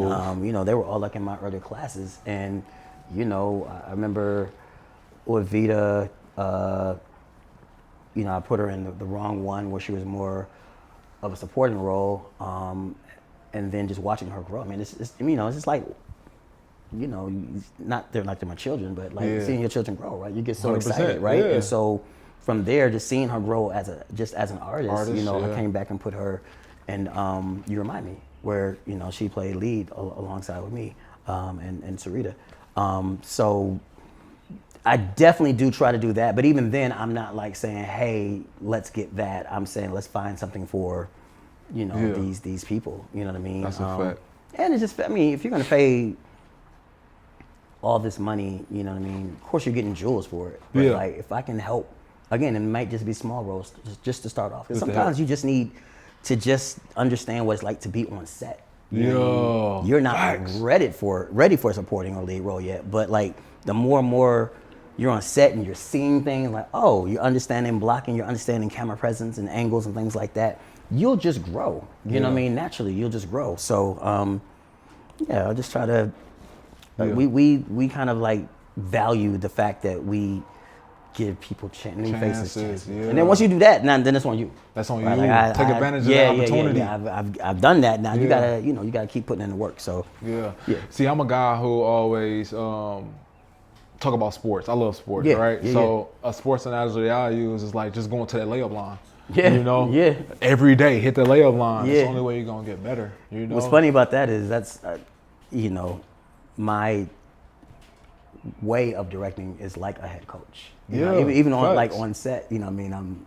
I yell like a head coach. You know what I mean? Not yelling at people like as far as like charging them up. You know what I mean? No, you need that sometimes because they need that and then I would say a lot of people need that direction in life, period. Sure. And not just, you know, through creativity wise. No, through life. You need somebody that's going to be a coach and direct you sometimes, and then that fuel that fire underneath you, you know? And then it's like, as far as when you go back coaching, when you're thinking, you know, like, who is it that you used to call or go visit, you know, in high school, like, you know, when things go, I remember going down to the basement and talking to Coach Rowland, you know what I mean? It had nothing to do with football, you know what I mean? Just about like, you know, life stuff, right? And so, you know, I've always tell my students, you know, it doesn't stop here. No. You know what I mean? Reach out to me. You can always reach out to me. You know what I mean? Talk to me. You know what I mean? What do you want to know? You know what I mean? Because, you know, the reality is, you know, if you're not getting the work, it can get frustrating, right? 100%. And then when frustration sits in, and this is how you end up quitting, you know what I mean? And so, you know, I will every now and then just reach out and say, yo, wait, how come I ain't seen you in the auditions? What you doing? Oh, I'm just tired. Come on. Yeah, me too. You know what I mean? But we don't stop. You keep going, you know? So, yeah. You spoke on it a little bit in the beginning where you said all money ain't good money, right? But touch on it a little bit more. Like, have you ever turned down projects to protect your vision? Yeah, and protect my brand. You know what I mean? Protect your brand, So here's the hard part, right? Like, so there's always the indie game is kind of like the drug game, right? And so like, unless you're like really hitting, you know what I mean? All you're doing is flipping, or you can say real estate game. I think all corporate shit is like the drug game. Yeah, like for real. So it's like there was an era where, you know, the money I would make off one movie would literally just pay for my next, right? So from that perspective, so now I gotta take these jobs because I still got to pay the lights. Yeah. You know what I'm saying? So now I'm taking, movies that Might not make sense. I necessarily didn't want to, but it's like, yo, but I gotta eat. You know what I mean? Now I'm not in that position. Thank God. And I don't mean like thank God negatively. Yeah. Literally thanking God for the opportunity that I'm at. But yeah, I mean, I think that that's period. That's how like the game goes, right? Even as an actor, like when you're first getting started, you are, especially for ladies, they're probably taking roles they not necessarily want to do. You know what I mean? But it's like, but if I don't do it, then how am I ever going to get seen? You know what I mean? Yeah. So maybe, and it's unfortunate for them because they, they go through the phase of, these sex scenes and things like that, and which is, I would never be a hypocrite, even though I have sex scenes in my movies, but I'm just saying, like, coming in the game, what I mean? It's like, you're probably not going to go straight to a lead, no matter if you're a guy or a girl, right? So now you have to just do whatever. Like, the objective is to build your resume. Yeah. The objective is to remember my face. The objective is to keep coming back for more and more, right? So, I mean, even when you look at, Hollywood, I mean, Denzel's done movies he probably didn't wish. You know what I'm saying? 100%. Will Smith talks about Wild Wild West all the time, right? Like, that was his flop. When he could have been Neo. Oh yeah, in Matrix. Right. Yeah, he talk about that shit all the time. Wild Wild West. Yeah, you know what I mean? Yeah. So, I think that's just the nature of the beast, man. We all have been through trial and error, you know what I mean? And that comes with it. But that also builds character, right? Yeah. That builds, who you become. You realize, oh yeah, I'm not doing roles like that no more. Or I'm not directing movies like that anymore. That's just not, I have a brand to protect. So yeah. You've been setting up all my questions I want to ask. It's like, damn, he answering for me, but or I want to talk about it right then and there. But sex scenes, bro, and goddamn, and it's one right now. Right, yeah. That's crazy. Yeah. So, sex scenes, bro, and an indie film. Is it ever uncomfortable, and how is it ran? No. So this is what I tell people all the time. Like what's funny is some people really think like, y'all really I know y'all really not. having. No, I know that, right? But like, but people don't understand, bro. It's like so many. Well, look, I'll say this. Now I'm talking about me. Now I do know, people I've directed and actresses and things like, can I get a shot before I do it? Because it might be their first one or something like that. Your first one is always little, whatever. But what people don't realize, dude, it's a camera right here, you know what I mean? A boom operator right there. Yeah, you know what I mean? So it's like, no, and it's at this stage of my career, like this is my girl, homie, probably. Yeah, you know what I mean? So it's easy. I will say your question was how is it ran? I mean, I can only really speak to, a Kamal Smith film and ones that I've directed, right? Like, it's closed doors, right? Like, so that means only people need to be in there is me as a director, the talent, the camera operator, and if we need the sound engineer, right? With just holding the boom, right? But a lot of times in my mind, if I know, like, I'm probably gonna put some slow music over this, and I don't need to hear the moans and all that. Yeah, you know what I mean? I'll be like, nah, you good, you can go, Drew. You know what I'm saying? Yeah, and he's like, cool. Anyway. But that's what I mean by close to make set. the lady more comfortable. Absolutely, right? And then we're going to have a conversation way before we even get to this, right? Yeah. So for me, if I know that there's intimate scenes, like I really try to call it intimate scenes, an intimate scene that's in my movie, the actress is going to know that up front before she even accepts the role, and then we're going to talk about how we're going to do it. You know what I mean? For me, I'm always a pasties and thong person, you know what I mean? Like cover up type deal? Correct, right? Gotcha. That, they feel protected, you know what I mean? I mean, you could do a lot with that and still make it look real, right? But I am a person that likes to make those intimate scenes look real, but I also don't want to, put you in any uncomfortability either, right? 100%. And then I always tell people, give me 10 minutes. That's it. Or less. Yeah. And we're going to get in, going out. All right, hold, pause, all right. Go to this position or whatever. All right. Nope. I can see the thong. Put your hand right there. Sometimes I come in. I'm like, do you mind? This is people I work with all the time, but I'm always, never, every time I'm telling, do you mind if I adjust it? Come on, just do it. All right. Gotta ask though. You know what I'm saying? Like, I'm always gonna ask. You know what I mean? Or put the cover just right there, and then we get it in and get it out. It's really, especially at this point. Like, I think like 5 years ago, like 2026, so like 2020, 2021, when those scenes just started kind of hidden. You know what I mean? It was different, but I mean, dude, we've built this culture now in the city where everybody's with everybody, and it's not even that big of a deal. You just go into it, you do it, and you get out. You know what I mean? And then she go call her man, and you know what I'm saying? 100%. And then it is what it is. You know what I'm saying? That's what I wanted to ask. What? Indie films, right? Yeah. It's not. They're not getting millions out of it, right? Nope. They got to go back to their boyfriends. Yep. So how do that's they? That's why a lot of them are very single. You probably work at Chrysler or somewhere that's not it. So I mean, that's what the man's saying. But this is her dream. So I'm respecting her dream. But that's what he thinking. Like, no, you got to go back. Why is you in here with Kamal? What are you doing? No matter if you're a girlfriend or boyfriend, let me just say this, guys. I think it's easier for a boyfriend. Well, a girl is like, God damn. You just have to be secure, man. No, that's a fact. You have to, like, it's either do you trust me or don't you, man? That's a fact. You know That's what a I mean? fact. And even I remember when I was married, she's an actress as well. I did the scene in the truck. I mean, it wasn't no clothes off or nothing like that, but like she had to kiss one of the actors, and I'm directing it. But like when I yell cut, you're coming home with me. Like that just doesn't bother me, right? And so you a dog. Yeah, man. But it's like this is the game, and this is the industry. We live in a pretend world, right? Yeah. Nobody question. I don't know. I'm just saying this when I think about it. Like, but when they're doing those things, or anybody, you know what I mean? Like, are you secure or you're not? That's it. You cannot be with an insecure significant other in this game. It's just not going to work, 100%. Right? Now, what I will say though is it any different from what you hear about the plant life? You got the work wife, the work husband, and all the stuff that we That's hear real about life. That's real life. I found that out. Yeah, you know what I mean? Like, so it's like dirt is done everywhere. It's just we're just glorified because we're in the limelight. That's a fact. That's right? Yeah, but you don't think, honey, I'm just going out for drinks at a regular call center or whatever. Like, yeah, no, she's fucking that dude, bro. You know what I mean? Like, what's the difference, right? So I just feel you got to be secure no matter what, man.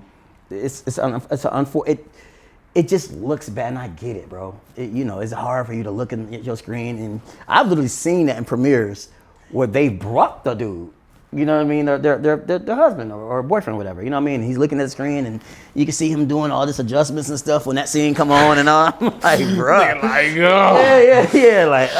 ain't telling me it's gonna be like this, though. Yep. Okay. Oh, he's just kissing on your breast, huh? Okay. Yeah, you ain't tell me about that part, back. Yeah, I'm gonna go get some popcorn, back. Okay. So I mean, for real, dog. Yeah, y'all get attention. You get attention with the director. But literally, that is unfortunately, it's either two realities that we have. Either one, we're single, or two, that's why they'll say, I'd rather be, with an actor or actress because they understand. Understand it. They know the game. And respect it, right? Yeah. Like I'm single, but if I did have a girl in the industry, they know, like, oh, that's cool. I ain't trying to do that. I ain't trying to do no crazy. That's Let's get this scene done. Get up out of here. Yeah. You know what I mean? Facts. And vice versa. You know what I mean? If I'm not. What? Yeah. No. Now, even though stories might not say like based on true story, right? Mm-hmm. But it got to come from somewhere. Mm-hmm. Do some of these stories come from like steam from true stories or like true events or stories you may have heard? Shit like that, so or is just like the ones that don't say based on true story? Like the ones that don't say based on true story. I just got finished directing. We just wrapped Friday. In my mind, and that was not based on a true story, but like stories you may have heard. The writer got from, her girl. You know what I mean? Yeah, like this gotta go in the movie. Yeah. Like, you know what I mean? Okay, so I think, life is an inspiration, right? Yeah. You know what I mean? It may not be all the way facts, you know what I mean? But there are moments where you draw, inspiration from something that it may just be one scene. Yeah. You know what I mean? It may be a comedic scene. You know what I mean? Like, I remember when I was at Chrysler or I was at the radio and definitely putting that in there. You know what I mean? So it happens. 100%. It happens. How do you feel, and I actually had this guest here at the Land. He was an episode. How do you feel when you hear comedians like Spanky Hayes Say Tubi actors aren't real actors. So here's the thing, man. First and foremost, whatever. I don't pay attention. Like I didn't like how that moment. Was it?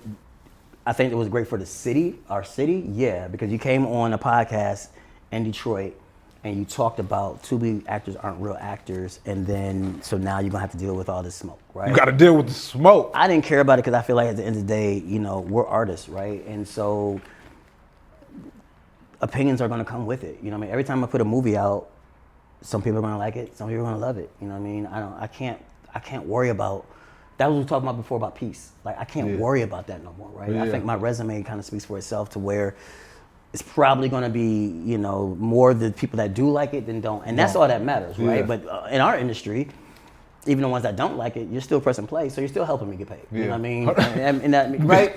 So, and we all just have different canvases, man. Like you can, there's some movies that I watch, I try to support everybody, not even just from Detroit, but like, people in Cleveland, Houston, Dallas, or whatever, and I'll let it get its streams, I may not have liked the movie for whatever reason, but that's just, I can't shit on that director for the vision that he had or whatever. I feel like that's whack. Like, I think, that's cause you're a creative, right? Yeah. Now, but for him, what for Spanky, this is what I think people need to understand the most of why we really hate that.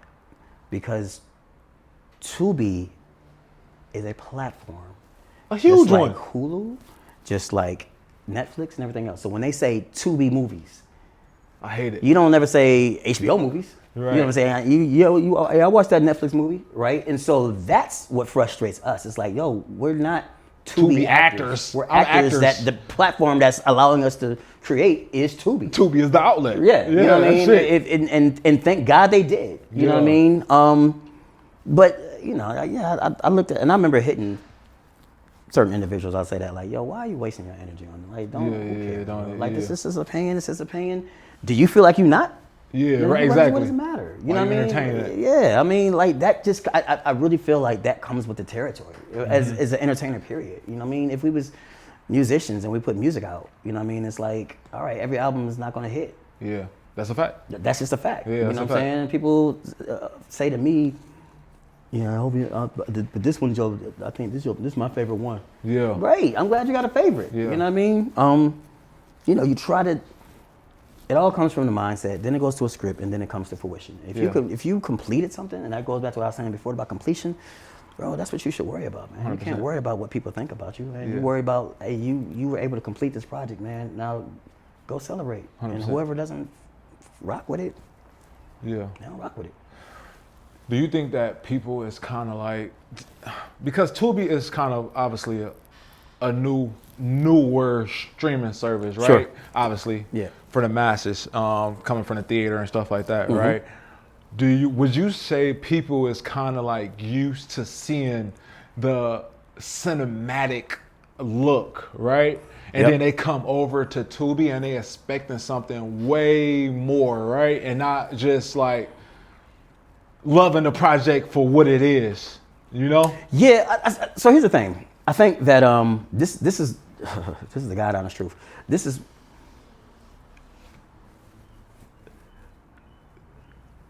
We have a demographic that loves toxic and messy. Yeah. Right? 100%.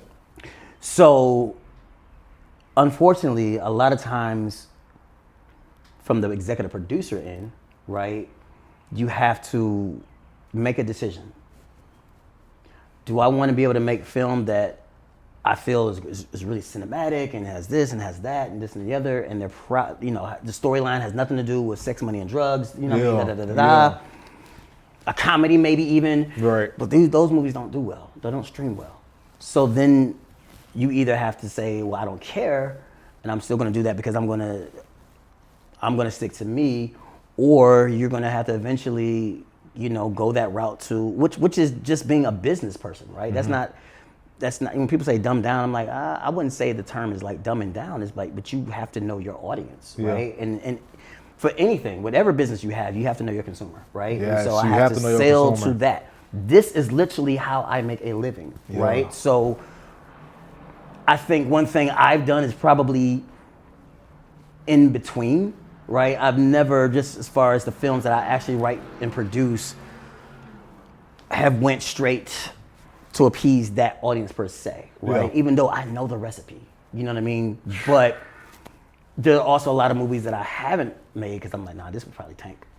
Like, you know what I mean? At least if I add this, and this element into it, okay, I can give them a little of what they want, you know what I mean? And then it's like, you know, you'll read the comments and like, yeah, I'm tired of seeing this. No, y'all not. Because this is the ones that's still number one every single time. This is the ones that, you know, are the numbers are through the roof. You know what I mean? These are the ones y'all talking about. You know what I mean? So, you know, it can be very, like, sometimes frustrating as a producer and a creative, man, because it's like, man, I don't want to just play to what I think that people want to see. I want to be able to be who I am and write what I want to write and produce what I want to produce. And it be okay, but at the same time, bills have to get paid. And so until I get to another, you know, I've heard a lot. You know, can't tell you how many times I've heard, man, your movie don't even look like it should be on Tubi. It's like, yeah, well, but it is. 100%. Yeah, you know what I mean. That's dope. You know what I mean. Like, oh, you look like you should be on Stars. Okay, until I can figure out how to get on Stars, though, we're here, right? You know what I mean. So, you know, it's just it's just finding that balance, man. You know what I mean? Like I said, it is frustrating, man. And I'm not the only, you know, producer. I'm speaking for a lot of producers right now. We sit and talk about these things. We talk about, you know, the stories that we would want to produce and want to write. You know what I mean? But it's like, yeah, but that's not. You know, right now it's sad that you can't do comedy. And I came from comedy. Like all my stage plays and all that, it was all like, you know, romantic comedies. You know, my first movie, and I always say the timing is everything. My first movie was a comedy, bro. And you say you can't do comedy. It doesn't sell. Wow. It does. I'm like, y'all don't like to laugh? You know what I mean? I've never been able to make sense of this is like, yo, but you'll watch Kevin Hart movie when it comes out on as an original Netflix or whatever. I'm just throwing him out there. But when we try to do comedy, it just doesn't work, man. Detroit. Yeah. Or indie period. Indie period? Yeah. But we seen movies like Buffed Up in Detroit. Yeah, Buffed Up was hood though. It was hood. Shout out to Moolah. Yeah, shout out to Moolah. Yeah, they're my brothers, man. So, but like a romantic comedy. Romantic comedy, okay, it won't sell. It's not gonna hit, no. Yeah. No. Unless they had the cheat code, Moolah. You know what I mean? Like, it was about bucks. First of all, it's our culture, cheat code, right? cheat code. So yeah, it was a comedy, but it was about two dudes that, you know, or three dudes that you know, find out about buffs. You know what I'm saying? And all the street stuff they went. And you had Cash Doll in it. And you know what I mean? So like that's a lot of different things. Yeah. A lot of that, you know, takes the place. So now they about to drop Buffed Up. So I was thank y'all so much for putting me in it. I had a little cameo in it. Yeah, you know what I mean? But it was like a dope. It's been like, wow, man, Buffed Up too. That's pretty freaking dope. You know what I mean? So they're able to do that now because that was the success of Buffed Up 1 though. You know what I mean? But it still has a hood undertone. Shit, 10 you know what I mean? Later? Yeah. Shit, yeah. That's crazy. It should be dropping this year though. Yeah. Yep. Let me ask you. 3 favorite you starred in and 3 favorite you directed. Like just directed and just started in. Like not both. I mean, shit, it can be part of both. I just didn't know. Yeah, it can be part of both. I'll say 3 favorites I just starred in.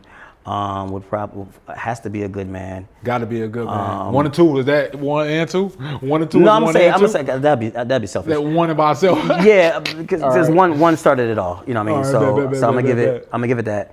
But then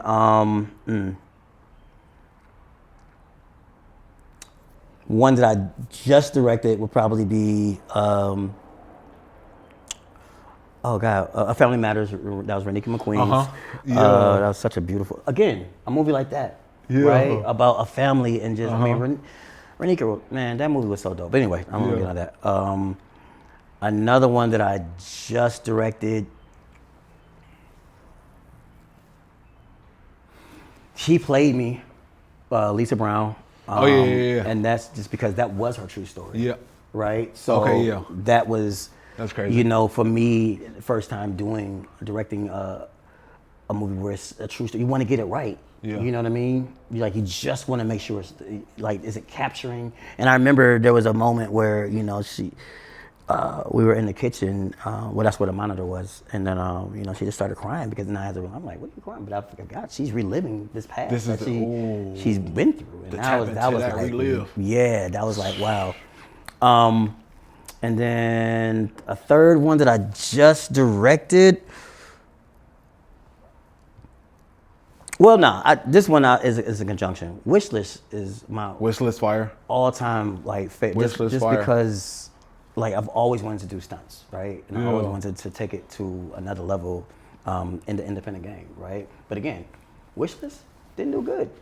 Really? You know what I mean? I think I just made my budget back a little over.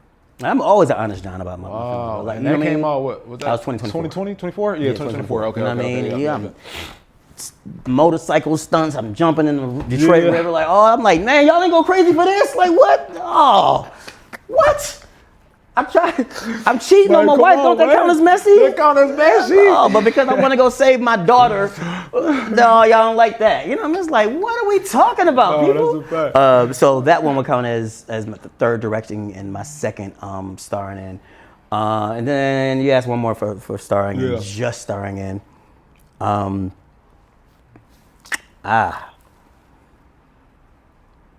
Dang, I know this is no slight to anybody, guys. I don't know, because I know, like, dang, what about mom? But when y'all see A Good Man 3, bro, that was literally one of my best performances I can't wait. ever. I can't wait. And all that I had to put into it, like, to know, like, this is the final hurrah, final chapter for Ethan Carter.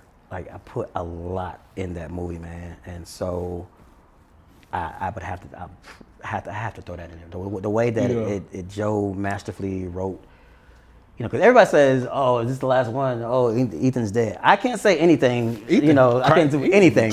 But what I can say is the way that Joe wrote that, man, was just masterful, and it's going to be dope. It's going to definitely be dope. Yeah. Yeah. Like, bro, I keep getting away with this shit. Yeah. Well, see that. Listen, real quick, because I know I got to get out of here. Facts. That was me saying to Joe, that's it. It's like, how many women am I going to fall in love with and kill? Yeah. You know, so I was like, there is no part 4, bro. This is it. He's like, you sure? Yeah. So he did a great job of compromising how we ended it, so that he kind of got what he wanted and I got what it was. A great compromise together. Yeah. 100%. Yep. Yeah. Those three. Before we get out of here, views from the land, man. What advice can you leave to the youngest that's coming up that want to follow your shoes? This is gonna sound so simple, right? But so So this is cliche, how right? but it's really not, man. Literally, just do it. That's right? it. A lot of people Nike. are so hesitant to just try something, right? Because they start thinking about what if it doesn't work and I used to always end, when I was on Air Personality, I would always end by saying you can become or you can wonder what you could have become, right?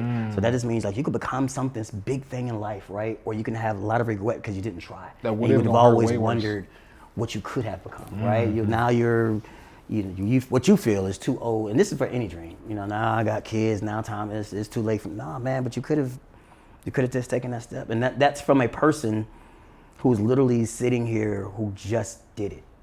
Again, I had no idea how to act or any of that. I had no idea how to direct when I was first given the opportunity, but I just did it. And let's get better from there. You know what I mean? People, when they talk about, you know, give me an advice on writing scripts, a lot of times people don't finish because they say they get writer's block, and I'm like, no, you don't get writer's block. You just don't finish it. You know what I mean? I say just write the script, and you can always go back and edit, right? But just get to completion. So that's my advice, man. Younger people, younger generation, just do it, man. Get out there. You know, closed mouths don't get fed. You know, get on these sets.